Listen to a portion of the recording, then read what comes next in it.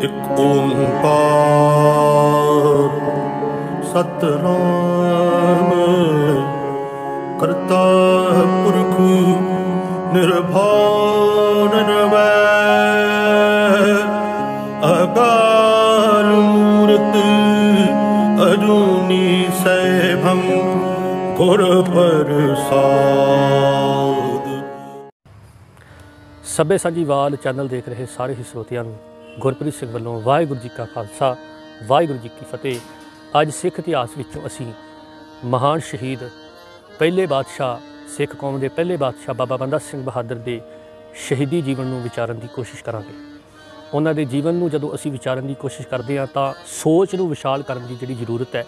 ਬਾਬਾ ਬੰਦਾ ਸਿੰਘ ਬਹਾਦਰ ਜਿਨ੍ਹਾਂ ਨੇ 6 ਸਾਲ ਜਿਹੜਾ ਵਾ ਬਾਦਸ਼ਾਹੀ ਦੇ ਤੌਰ 'ਤੇ ਰਾਜ ਕੀਤਾ ਅਤੇ ਉਹਨਾਂ ਦੇ ਜੀਵਨ ਨੂੰ ਜਦੋਂ ਅਸੀਂ ਵਿਚਾਰਨ ਦੀ ਕੋਸ਼ਿਸ਼ ਕਰਦੇ ਹਾਂ ਕਿ ਜੰਮੂ ਕਸ਼ਮੀਰ ਦੇ ਰਿਆਸਤ ਪੁੰਛ ਦੇ ਰਹਿਣ ਵਾਲੇ ਰਜੌਰੀ ਜ਼ਿਲ੍ਹਾ ਅਤੇ ਪਿੰਡ ਸੀ ਰਿਆਸੀ, ਉੱਥੋਂ ਦੇ ਉਹ ਵਸਨੀਕ ਸਨ। ਅਤੇ ਜਦੋਂ ਅਸੀਂ ਉਹਨਾਂ ਦੇ ਮਾਤਾ ਪਿਤਾ ਵੱਲੋਂ ਜਿਹੜਾ ਨਾਮ ਰੱਖਿਆ ਸੀ ਲਛਮਣ ਦਾਸ, ਉਹ ਸ਼ਿਕਾਰ ਖੇਡਣਾ ਜਾਣਦੇ ਸਨ। ਅਤੇ ਇਤਿਹਾਸ ਬੜਾ ਲੰਮਾ ਚੌੜਾ ਹੈ ਜਿਹਦੇ ਵਿੱਚ ਆਪ ਜੀ ਇਸ ਗੱਲ ਜਾਣਦੇ ਜੇ ਕਿ ਇੱਕ ਹਿਰਨ ਤੋਂ ਉਹਨਾਂ ਦਾ ਮਨ ਜਿਹੜਾ ਵਾ ਉਪਰਾਮ ਹੋਇਆ ਕਿ ਜਦੋਂ ਉਹਨਾਂ ਨੇ ਇੱਕ ਹਿਰਨ ਦਾ ਸ਼ਿਕਾਰ ਕੀਤਾ ਲਛਮਣ ਦਾਸ ਨੇ, ਅਤੇ ਉਹਨਾਂ ਹਿਰਨ ਦੇ ਬੱਚੇ ਜਿਹੜੇ ਸਨ ਤੜਫ ਤੜਫ ਕੇ ਉਹਦੀਆਂ ਅੱਖਾਂ ਸਾਹਮਣੇ ਜਿਹੜੇ ਮਰੇ, ਜਿਸ ਕਰਕੇ ਉਸ ਜਾਨਵਰ ਦੇ ਬੱਚੇ ਉਹਦੀਆਂ ਅੱਖਾਂ ਸਾਹਮਣੇ ਮਰਨ ਕਰਕੇ ਬਾਬਾ ਬੰਦਾ ਸਿੰਘ ਬਹਾਦਰ ਜਾਣੀ ਕਿ ਲਛਮਣ ਦਾਸ ਦਾ ਮਨ ਇਤਨਾ ਵੈਰਾਗ ਵਿੱਚ ਆਇਆ ਕਿ ਉਹਨੇ ਘਰ-ਬਾਰ ਤਿਆਗ ਕੇ ਸਾਧੂਆਂ ਦੀ ਮੰਡਲੀ ਨੂੰ ਦੇ ਵਿੱਚ ਜਾਣਾ ਪਸੰਦ ਕੀਤਾ, ਹਥਿਆਰਾਂ ਨੂੰ ਛੱਡ ਦਿੱਤਾ। ਸਾਧੂਆਂ ਦੀ ਮੰਡਲੀ ਵਿੱਚ ਜਦੋਂ ਗਏ ਤਾਂ ਇਤਿਹਾਸ ਕਹਿੰਦਾ ਹੈ ਕਿ ਜਾਨਕੀ ਪ੍ਰਸਾਦ ਨਾਂ ਦਾ ਇੱਕ ਸਾਧੂ ਬੈਰਾਗੀ ਸੀ, ਉਹਦੀ ਜਿਹੜੀ ਉਹਨਾਂ ਨੇ ਸੰਗਤ ਕੀਤੀ। ਜਦੋਂ ਉਹਦੀ ਸੰਗਤ ਕੀਤੀ ਉਹਦੇ ਕੋਲੋਂ ਤਾਂਤਰਿਕ ਵਿੱਦਿਆ ਆਦਿਕ ਜਿਹੜੀ ਸਿੱਖੀ, ਜੰਤਰ ਮੰਤਰ ਤੰਤਰ ਸਿੱਖ ਕੇ ਉਹ ਨੰਦੇੜ ਦੇ ਵਿੱਚ ਇੱਕ ਜਾਨਕੀ ਪ੍ਰਸਾਦ ਦਾ ਡੇਰਾ ਸੀ। ਉਹ ਡੇਰਾ ਜਿਹੜਾ ਔਗੜਨਾਥ ਬਜ਼ੁਰਗ ਹੋ ਚੁੱਕਾ ਸੀ ਉੱਥੋਂ ਦਾ ਡੇਰੇਦਾਰ, ਅਤੇ ਉਹ ਚਲਾ ਰਿਹਾ ਸੀ। ਉੱਥੇ ਜਦੋਂ ਜਾ ਕੇ ਜਦੋਂ ਲਛਮਣ ਦਾਸ ਭਾਵ ਕੇ ਗਿਆ, ਉੱਥੇ ਮਾਧੋ ਦਾਸ ਉਹਦਾ ਨਾਮ ਜਾਨਕੀ ਪ੍ਰਸਾਦ ਨੇ ਰੱਖ ਕੇ ਭੇਜ ਦਿੱਤਾ। ਜਦੋਂ ਉੱਥੇ ਜੰਤਰ ਮੰਤਰ ਤੰਤਰ ਸਿੱਖ ਕੇ ਪਹੁੰਚਿਆ ਹੈ ਅਤੇ ਉਸ ਬਜ਼ੁਰਗ ਨੇ, ਉਸ ਔਗੜਨਾਥ ਨੇ ਉਹ ਤੋਂ ਪ੍ਰਭਾਵਿਤ ਹੋ ਕੇ ਆਪਣੀ ਡੇਰੇ ਦੀ ਗੱਦੀ ਜਿਹੜੀ ਆ ਉਸ ਨੂੰ ਸੌਂਪ ਕਰ ਦਿੱਤੀ। ਜਦੋਂ ਉਹ ਡੇਰੇਦਾਰ ਬਣਿਆ ਉੱਥੋਂ ਦਾ, ਅਤੇ ਔਗੜਨਾਥ ਜਿਹੜਾ ਹੈ ਉਹ ਪੂਰਾ ਹੋ ਗਿਆ, ਚੜ੍ਹਾਈ ਕਰ ਗਿਆ। ਅਤੇ ਜਦੋਂ ਔਗੜਨਾਥ ਚੜ੍ਹਾਈ ਕਰ ਗਿਆ ਹੈ, ਇਤਿਹਾਸ ਕਹਿੰਦਾ ਹੈ ਕਿ ਉੱਥੋਂ ਦਾ ਡੇਰਾ ਮੁਖੀ ਜਿਹੜਾ ਹੈ ਉਹ ਮਾਧੋ ਦਾਸ ਬਣ ਗਿਆ। ਮਾਧੋ ਦਾਸ ਦਾ ਮੁਖੀ ਬਣਨ ਤੋਂ ਬਾਅਦ ਉੱਥੇ ਨੰਦੇੜ ਦੀ ਧਰਤੀ 'ਤੇ ਜਦੋਂ 10ਵੇਂ ਪਾਤਸ਼ਾਹ ਗੁਰੂ ਗੋਬਿੰਦ ਸਿੰਘ ਜੀ ਪਹੁੰਚਦੇ ਨੇ, ਇਤਿਹਾਸ ਕਹਿੰਦਾ ਹੈ ਕਿ ਜਦੋਂ ਸਤਿਗੁਰੂ ਜੀ ਉੱਥੇ ਪਹੁੰਚੇ ਨੇ, ਉੱਥੇ ਪਹੁੰਚਣ ਤੋਂ ਬਾਅਦ ਗੁਰੂ ਗੋਬਿੰਦ ਸਿੰਘ ਮਹਾਰਾਜ ਨੇ ਉਸ ਨੂੰ ਇੱਕ ਐਸੀ ਸਿੱਖਿਆ ਦਿੱਤੀ ਜਿਹਦੇ ਕਰਕੇ ਉਹ ਸਮਰਪਿਤ ਹੋ ਗਿਆ ਗੁਰੂ ਨੂੰ। ਮੈਂ ਸਮਝਦਾ ਕਿ ਉੱਥੇ ਜਿਹੜੀ ਘਟਨਾ ਹੋਈ, ਡਾਕਟਰ ਗੰਡਾ ਸਿੰਘ ਨੇ ਸਿੱਖ ਇਤਿਹਾਸ 'ਚ ਬਾਖੂਬੀ ਲਿਖੀ ਹੈ ਕਿ ਪਹਿਲਾਂ ਤਾਂ ਉਹ ਨਹੀਂ ਸੀ ਮੰਨਦਾ, ਪਰ ਜਦੋਂ ਉਹਦੀ ਪੇਸ਼ ਨਹੀਂ ਗਈ ਸਤਿਗੁਰੂ ਜੀ ਦੇ ਅੱਗੇ, ਸਤਿਗੁਰੂ ਮਹਾਰਾਜ ਤੇ ਉਹਨੇ ਬੜੇ ਜੰਤਰ ਮੰਤਰ ਤੰਤਰ ਕਰਨ ਦੀ ਕੋਸ਼ਿਸ਼ ਕੀਤੀ, ਪਰ ਹਾਰ ਕੇ ਕਹਿੰਦੇ ਨੇ ਕਿ ਮਾਧੋ ਦਾਸ ਜਿਹੜਾ ਹੈ ਸੋ ਗੁਰੂ ਗੋਬਿੰਦ ਸਿੰਘ ਮਹਾਰਾਜ ਨੂੰ ਹਾਰ ਕੇ ਸਮਰਪਿਤ ਹੋ ਗਿਆ। ਇਹ ਗੱਲ ਬਹੁਤ ਸਮਝਣ ਵਾਲੀ ਹੈ ਕਿ ਉਹ ਸੱਚੇ ਗੁਰੂ ਨੂੰ ਜਦੋਂ ਪਹਿਲੀ ਵਾਰ ਮਿਲਿਆ, ਸੱਚੇ ਪਾਤਸ਼ਾਹ ਨੂੰ ਪਹਿਲੀ ਵਾਰ ਮਿਲਿਆ, ਅਤੇ ਉਹਦੇ ਅੰਦਰ ਇਹ ਵਿਚਾਰ ਪ੍ਰਗਟ ਹੋ ਗਈ ਕਿ ਸਤਿਗੁਰ ਕੀ ਜਿਸ ਨੂੰ ਮਤ ਆਵੇ ਸੋ ਸਤਿਗੁਰ ਮਾਹੇ ਸਮਾਨਾ। ਕਿੰਨੀ ਪਿਆਰੀ ਵਿਚਾਰ ਹੋਈ ਹੋਵੇਗੀ ਉੱਥੇ ਕਿ ਕਿਸ ਢੰਗ ਦੇ ਨਾਲ ਉਹਨਾਂ ਜਦੋਂ ਮਾਧੋ ਦਾਸ ਦਾ ਜਿਹੜਾ ਜੀਵਨ ਹੈ ਉਸ ਨੂੰ ਤਬਦੀਲ ਕਰ ਦਿੱਤਾ। ਇਹ ਗੱਲ ਬਹੁਤ ਸਮਝਣ ਵਾਲੀ ਜ਼ਰੂਰਤ ਹੈ ਸਾਨੂੰ ਅੱਜ ਕਿ ਗੁਰੂ ਨੂੰ ਸਮਰਪਿਤ ਕਿਵੇਂ ਹੋਣਾ ਹੈ। ਬਾਬਾ ਬੰਦਾ ਸਿੰਘ ਬਹਾਦਰ ਦਾ ਜੀਵਨ ਦੱਸਦਾ ਹੈ, ਪੂਰਾ ਜੀਵਨ ਹੀ ਗੁਰੂ ਨੂੰ ਸਮਰਪਿਤ ਹੋ ਕੇ ਉਹਨਾਂ ਨੇ ਜਿਹੜਾ ਬਤੀਤ ਕੀਤਾ। ਅੱਜ ਬਹੁਤ ਸਾਰੇ ਲੋਕ ਬਾਬਾ ਬੰਦਾ ਸਿੰਘ ਬਹਾਦਰ ਨੂੰ ਵੈਰਾਗੀ ਕਹਿੰਦੇ ਨੇ, ਪਰ ਯਾਦ ਰੱਖਿਓ ਜਦੋਂ ਗੁਰੂ ਗੋਬਿੰਦ ਸਿੰਘ ਮਹਾਰਾਜ ਦੇ ਕੋਲ ਪਹੁੰਚੇ ਨੇ ਉਦੋਂ ਉਹਨਾਂ ਦੀ ਜ਼ਿੰਦਗੀ ਤਬਦੀਲ ਹੋ ਗਈ, ਉਹ ਬਦਲ ਗਏ। ਇਹ ਬਹੁਤ ਜ਼ਰੂਰੀ ਗੱਲ ਸਮਝਣ ਵਾਲੀ ਹੈ ਕਿ ਅੱਜ ਕੁਝ ਲਿਖਾਰੀਆਂ ਵੱਲੋਂ ਭੋਲੇਪਨ ਵਿੱਚ, ਜਾਂ ਇੰਝ ਕਹਿ ਸਕਦੇ ਹਾਂ ਕਿ ਕੁਝ ਸ਼ਰਾਰਤੀ ਲੋਕਾਂ ਵੱਲੋਂ ਬਾਬਾ ਬੰਦਾ ਸਿੰਘ ਬਹਾਦਰ ਦੇ ਜੀਵਨ ਨੂੰ ਵਿਗਾੜਨ ਦੀ ਕੋਸ਼ਿਸ਼ ਕੀਤੀ ਜਾ ਰਹੀ। ਜਦੋਂ ਗੁਰੂ ਗੋਬਿੰਦ ਸਿੰਘ ਮਹਾਰਾਜ ਦੇ ਕੋਲ ਗਏ, ਉਹਨਾਂ ਨੇ ਪੰਜਾਬ ਦੇ ਹਾਲਾਤਾਂ ਨੂੰ ਵੇਖਿਆ, ਹਲੇਮੀ ਰਿਆਜ ਜਿਹੜਾ ਰਾਜ ਲਿਆਉਣ ਵਾਸਤੇ ਉਹਨਾਂ ਦੇ ਅੰਦਰ ਉਹ ਜਜ਼ਬਾ ਪੈਦਾ ਹੋਇਆ, ਅਤੇ ਉਸ ਜਜ਼ਬੇ ਨੂੰ ਜਦੋਂ ਗੁਰੂ ਗੋਬਿੰਦ ਸਿੰਘ ਮਹਾਰਾਜ ਨੇ ਦੇਖਿਆ ਹੈ ਅਤੇ ਉਸ ਵਕਤ ਸਤਿਗੁਰੂ ਜੀ ਨੇ ਉਸ ਦੇ ਅੰਦਰ ਇੱਕ ਐਸੀ ਵਿਚਾਰ ਪ੍ਰਗਟ ਕਰ ਦਿੱਤੀ ਕਿ ਉਸਨੇ ਇਹ ਗੱਲ ਕਹਿ ਦਿੱਤੀ ਕਿ ਮੈਂ ਜਿਹੜਾ ਵਾ ਅੰਮ੍ਰਿਤ ਛਕ ਕੇ ਪੰਜਾਂ ਪਿਆਰਿਆਂ ਦੇ ਕੋਲੋਂ ਸਤਿਗੁਰੂ ਜੀ ਨੇ ਉਹਨੂੰ ਅੰਮ੍ਰਿਤ ਛਕਾਇਆ। ਉਹਦਾ ਪਹਿਲਾ ਨਾਮ ਜਿਹੜਾ ਸੀ ਗੁਰਬਖਸ਼ ਸਿੰਘ ਰੱਖਿਆ। ਆਹ ਗੱਲ ਯਾਦ ਰੱਖੀਏ, ਪਹਿਲਾ ਨਾਮ ਉਹਨਾਂ ਦਾ ਸੀ ਲਛਮਣ ਦਾਸ, ਉਸ ਤੋਂ ਬਾਅਦ ਉਹਨਾਂ ਦਾ ਨਾਮ ਪਿਆ ਮਾਧੋ ਦਾਸ, ਫਿਰ ਉਹਨਾਂ ਦਾ ਨਾਮ ਜਿਹੜਾ ਗੁਰਬਖਸ਼ ਸਿੰਘ ਰੱਖਿਆ ਜਦੋਂ ਉਹਨਾਂ ਨੇ ਅੰਮ੍ਰਿਤ ਛਕਿਆ। ਪਰ ਉਹਨਾਂ ਦਾ ਬਾਬਾ ਬੰਦਾ ਸਿੰਘ ਬਹਾਦਰ ਨਾਮ ਕਿਉਂ ਪ੍ਰਸਿੱਧ ਹੋਇਆ, ਇਸ ਗੱਲ ਨੂੰ ਜ਼ਰੂਰ ਵਿਚਾਰੀਏ। ਜਦੋਂ ਉਹਨਾਂ ਨੇ ਇਹ ਗੱਲ ਕਹੀ ਕਿ ਮੈਂ ਸਤਿਗੁਰੂ ਜੀ ਤੁਹਾਡਾ ਬੰਦਾ ਹਾਂ, ਮੈਨੂੰ ਜਿੱਧਰ ਤੁਸੀਂ ਭੇਜੋਗੇ ਮੈਂ ਉੱਧਰ ਜਾਣ ਲਈ ਤਿਆਰ ਹਾਂ, ਮੈਨੂੰ ਜੋ ਕਹੋਗੇ ਮੈਂ ਉਹ ਕਰਨ ਲਈ ਤਿਆਰ ਹਾਂ। ਜਦੋਂ ਆਪਣੀਆਂ ਇੱਛਾਵਾਂ ਆਪਣੀਆਂ ਵਿਚਾਰਾਂ ਖਤਮ ਹੋ ਜਾਣ ਤੇ ਗੁਰੂ ਦੀਆਂ ਵਿਚਾਰਾਂ ਦੇ ਨਾਲ ਜਿਹੜਾ ਵਾ ਸੰਬੰਧ ਜੁੜ ਜਾਏ, ਉਦੋਂ ਫਿਰ ਬਾਬਾ ਬੰਦਾ ਸਿੰਘ ਬਹਾਦਰ ਦੇ ਅੰਦਰ ਅਸਲ ਦੇ ਵਿੱਚ ਗੁਰੂ ਦਾ ਹੁਕਮ ਹੀ ਬੋਲ ਰਿਹਾ ਸੀ।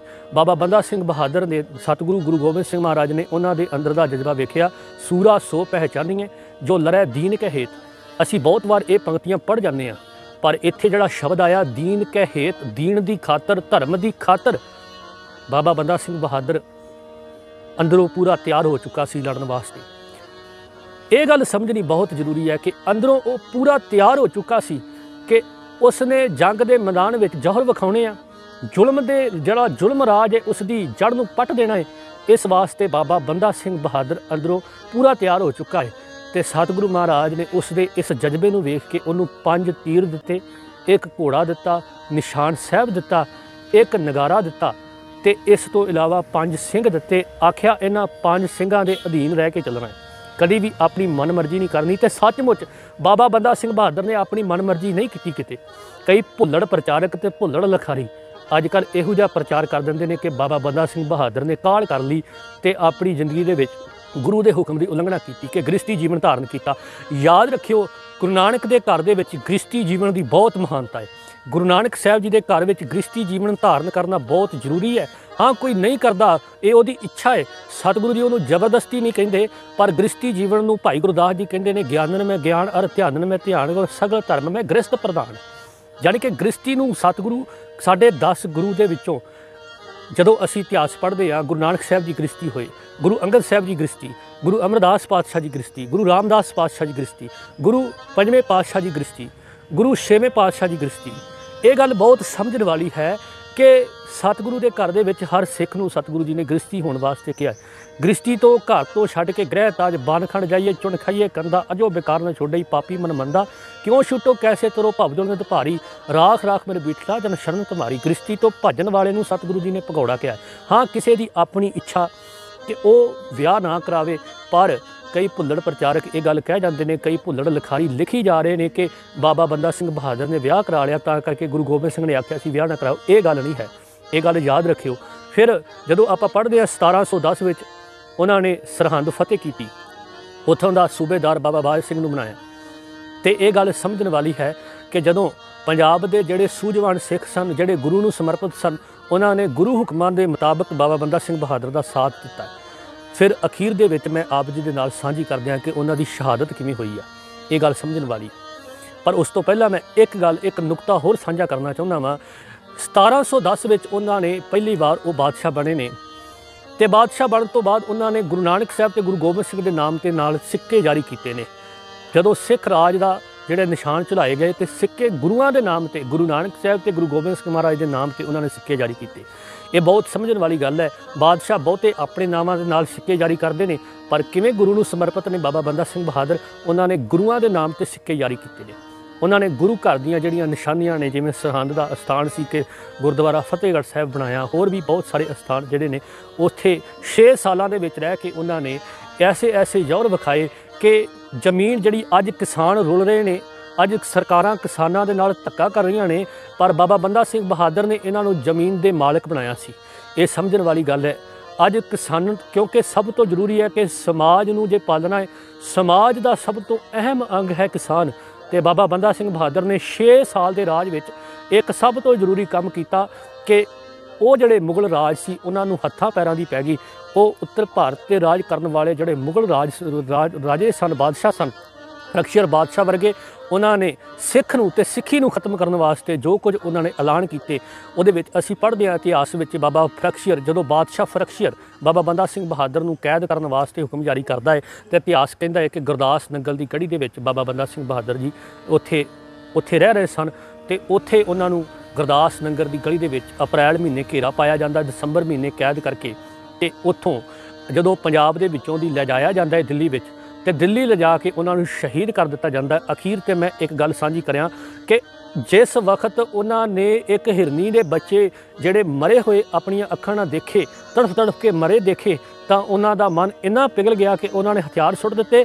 ਪਰ ਅੱਜ ਉਹਨਾਂ ਦੇ ਪੁੱਤਰ ਅਜੇ ਸਿੰਘ ਦਾ ਦਿਲ ਕੱਢ ਕੇ ਉਹਨਾਂ ਦੇ ਜਿਹੜਾ ਮੂੰਹ ਵਿੱਚ ਤੁੰਨਿਆ ਗਿਆ, ਪਰ ਉਹ ਅਡੋਲ ਰਹੇ वो सिੱਖੀ सिदक ਵਿੱਚ ਪ੍ਰਪੱਕ ਰਹੇ।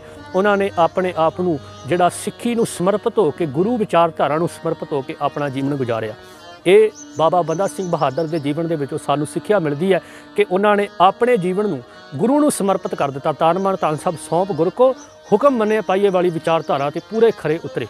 ਭਾਵੇਂ ਉਹਨਾਂ ਦੇ ਤਨ ਦਾ ਠੀਕਰਾ ਉਹਨਾਂ ਨੂੰ ਕਿਉਂ ਨਹੀਂ ਭੰਨਣਾ ਪੈ ਗਿਆ, ਕਿਉਂਕਿ ਮਰਨ ਦੀ ਵਿਚਾਰਧਾਰਾ ਤੋਂ ਉੱਪਰ ਉੱਠ ਚੁੱਕੇ ਸਨ ਕਿ ਸੋ ਇਸ ਕਰਕੇ ਸੋ ਸੂਰਾ ਤਿਸੀ ਹੋਏ ਮਰਨਾ। ਇਹ ਗੁਰੂ ਗ੍ਰੰਥ ਸਾਹਿਬ ਦੀ ਬਾਣੀ ਦੀ ਪੰਕਤੀ ਹੈ ਕਿ ਸੂਰਮਾ ਉਹੀ ਹੈ ਤੇ ਉਸੇ ਨੇ ਜੰਗ ਦੇ ਮੈਦਾਨ ਵਿੱਚ ਜਿਹੜਾ ਵਾ ਜੂਝ ਕੇ ਸ਼ਹੀਦ ਹੋਣਾ ਹੈ, ਜਿਹਦੇ ਅੰਦਰ ਇਹ ਜਜ਼ਬਾ ਪੈਦਾ ਹੋ ਜਾਏ। ਪਰ ਬਾਬਾ ਬੰਦਾ ਸਿੰਘ ਬਹਾਦਰ ਦੇ ਜੀਵਨ ਦੇ ਵਿੱਚੋਂ ਸਾਨੂੰ ਇਹ ਸਿੱਖਿਆ ਪ੍ਰਾਪਤ ਹੁੰਦੀ ਹੈ ਕਿ ਅਡੋਲ ਅਵਸਥਾ ਵਿੱਚ ਆਪਣੇ ਪੁੱਤਰ ਦਾ ਜਿਹੜਾ ਵਾ ਉਹ ਦਿਲ ਕਢਵਾ ਕੇ ਉਹ ਆਪਣੇ ਮੂੰਹ ਵਿੱਚ ਤਾਂ ਪਵਾ ਸਕਦੇ ਆ, ਪਰ ਸਿੱਖੀ ਨੂੰ ਨਹੀਂ ਛੱਡ ਸਕਦੇ। ਸਿੱਖੀ ਵਿਚਾਰਧਾਰਾ ਨੂੰ ਸਮਰਪਿਤ ਹੋ ਕੇ, ਸਿੱਖ ਕੌਮ ਨੂੰ ਸਮਰਪਿਤ ਹੋ ਕੇ ਗੁਰੂ ਤੇ ਗੁਰਬਾਣੀ ਦੀ ਵਿਚਾਰਧਾਰਾ ਦੇ ਅਨੁਸਾਰ ਉਹਨਾਂ ਨੇ ਆਪਣਾ ਜੀਵਨ ਬਤੀਤ ਕੀਤਾ। ਅੱਜ ਕੌਮ ਨੂੰ ਲੋੜ ਹੈ ਐਸੇ ਯੋਧਿਆਂ ਦੀ, ਐਸੇ ਆਗੂਆਂ ਦੀ ਜਿਹੜੇ ਕੌਮ ਨੂੰ ਅੱਜ ਸਾਂਭ ਸਕਣ। ਬਾਬਾ ਬੰਦਾ ਸਿੰਘ ਬਹਾਦਰ ਵਰਗੇ ਜਰਨੈਲਾਂ ਦੀ ਲੋੜ ਹੈ ਜਿਹੜੇ ਆ ਕੇ ਆਪਣੀ ਕੌਮ ਨੂੰ ਸਾਂਭ ਸਕਣ। ਅੱਜ ਸਾਡੇ ਬੱਚੇ ਮਾफ़ करियो टिकटॉक ते वीडियो बना रहे ने। अज साडे बच्चे होर ਜਿਹੜੇ ਨਕਲੀ ਹੀਰੋ ਨੇ ਉਹਨਾਂ ਦੀਆਂ ਫਿਲਮਾਂ ਵੇਖ ਕੇ ਬੜੇ ਖੁਸ਼ ਹੋ ਰਹੇ ਨੇ, ਪਰ ਬਾਬਾ ਬੰਦਾ ਸਿੰਘ ਬਹਾਦਰ ਵਰਗੀ ਮਹਾਨ ਸ਼ਖਸੀਅਤ ਤੋਂ ਜਾਣੂ ਨਹੀਂ, ਬਾਬਾ ਬੰਦਾ ਸਿੰਘ ਬਹਾਦਰ ਦੀ ਇਤਿਹਾਸ ਤੋਂ ਜਾਣੂ ਨਹੀਂ। ਕਿਉਂਕਿ ਗੁਰੂ ਗ੍ਰੰਥ ਸਾਹਿਬ ਦੀ ਬਾਣੀ ਆਖਦੀ ਆ, ਜੇ ਤੁਸੀਂ ਕੌਮ ਦਾ ਇਤਿਹਾਸ ਆਪਣੇ ਬੱਚਿਆਂ ਨੂੰ ਦੱਸ ਦਿਓਗੇ, ਬਾਣੀਆਂ ਕਹਾਣੀਆਂ ਪੁੱਤ ਸਪੁੱਤ ਕਰੇਨ ਤੇ ਤੁਹਾਡੇ ਬੱਚੇ ਪੁੱਤਰ ਤੋਂ ਸਪੁੱਤਰ ਬਣ ਜਾਣਗੇ। ਤੇ ਅੱਜ ਟਿਕਟੌਕ ਦੇ ਉੱਤੇ ਵੀਡੀਓ ਚਾੜ ਕੇ ਪੁੱਤਰ ਤੋਂ ਸਪੁੱਤਰ ਤੇ ਬਣਨ ਦੀ ਦੂਰ ਦੀ ਗੱਲ, ਪੁੱਤਰ ਤੋਂ ਕਪੁੱਤਰ ਬਣ ਰਹੇ ਨੇ। ਇਸ ਕਰਕੇ ਆਓ ਆਪਣੇ ਬੱਚਿਆਂ ਨੂੰ ਸਿੱਖੀ ਤੇ ਸਿੱਖੀ ਸਿਧਾਂਤਾਂ ਦੇ ਨਾਲ ਜੋੜਨ ਦੀ ਕੋਸ਼ਿਸ਼ ਕਰੀਏ। ਵਿਚਾਰਾਂ ਕਰਦਿਆਂ ਹੋਈਆਂ ਭੁੱਲਾਂ ਗਲਤੀਆਂ ਦੀ